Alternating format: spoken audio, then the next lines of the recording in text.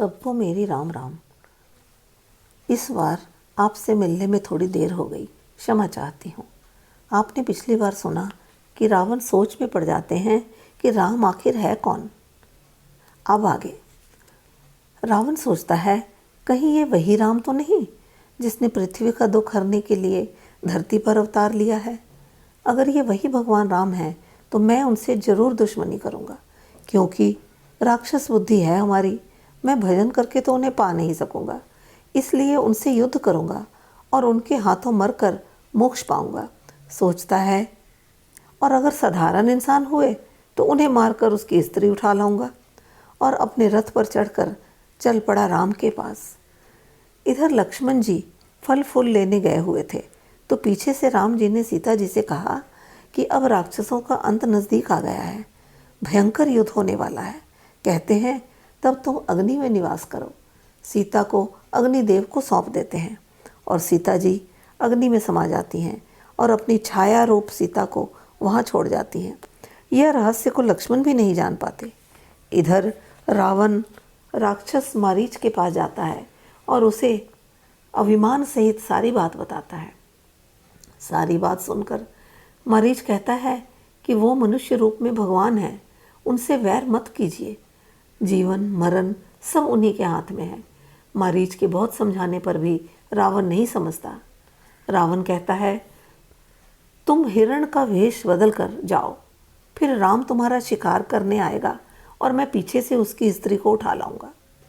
मारीच के समझाते हैं कि वो कोई साधारण इंसान नहीं है, उन्होंने बड़े बड़े राक्षसों को मारा है, मुझे भी मार देंगे। रावण कहता है अगर तूने मेरी बात नहीं मानी तो मैं तुझे अभी यहीं मार दूंगा।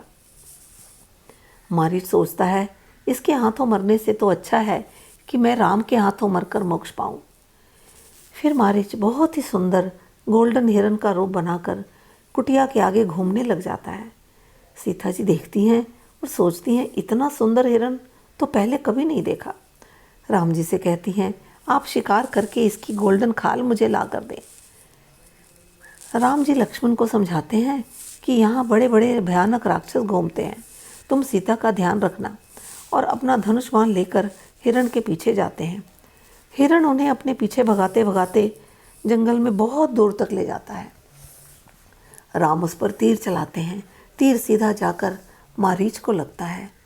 हिरण का भेष धारण किए हुए मारीच को जब तीर लगता है तो वो अपनी असली वेश में आ जाता है और जोर जोर से लक्ष्मण लक्ष्मण पुकारने लगता है।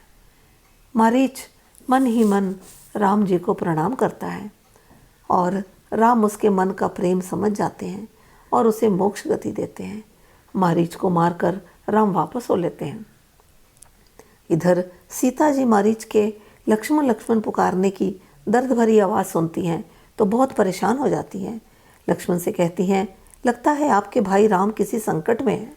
राम जी हंसकर कहते हैं माता, जिस राम जी के सिर्फ एक इशारे से संसार का लय प्रलय होता है वह सपने में भी किसी संकट में नहीं पड़ सकते, आप कोई चिंता न करें। मगर सीता जी को राम जी की बहुत चिंता होती है और वह लक्ष्मण जी को राम जी के पास जाने को कहती हैं। राम जी बहुत समझाते हैं पर वो नहीं मानती और उन्हें जाने पर बहुत मजबूर करती हैं। आगे की कथा अगली बार। राम राम जी।